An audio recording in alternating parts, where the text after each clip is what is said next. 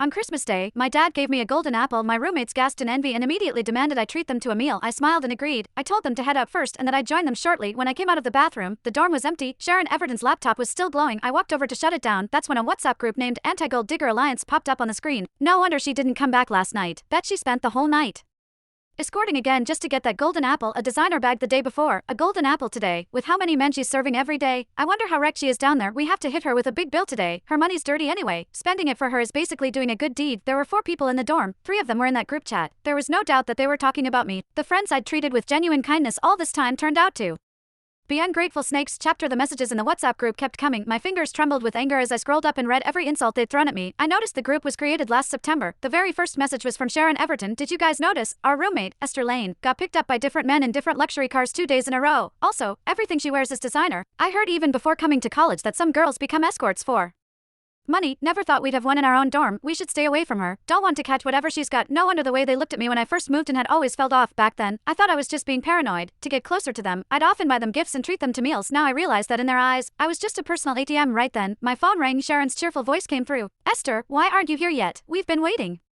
forever.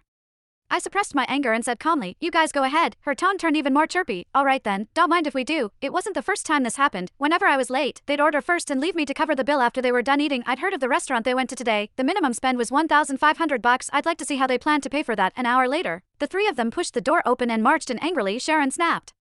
Esther Lane, if you were in the dorm, why didn't you answer our calls? Mary Carlson added. The restaurant owner almost reported us to the police because we couldn't pay. I looked at them in disappointment. But you made it back just fine, didn't you? Sharon clenched her jaw. The bill was $4,500. We each took out a $1,500 loan online just to pay for it. She displayed her bank account number front of my face. Whatever, I won't argue about you being late and embarrassing us. Just pay us back.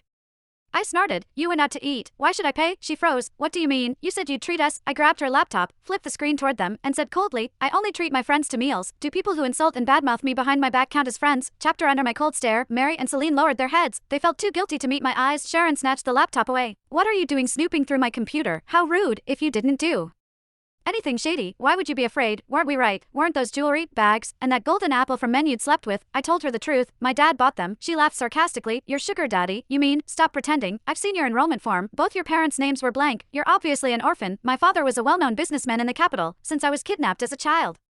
I kept his name and my mom's name off my enrollment form for my own safety. Only people with dirty minds see everything as dirty. Even if I didn't list my parents' names, that doesn't give you the right to slander me. I demand an apology. I exclaimed. Sharon scoffed. You're the one doing disgusting things, and you're scared people talk. Apologize to you. In your dreams, if you hadn't been throwing money at us all this time, we wouldn't even be friends with a gold digger like you who sells her body. Now transfer the money to us, or you'll regret it. These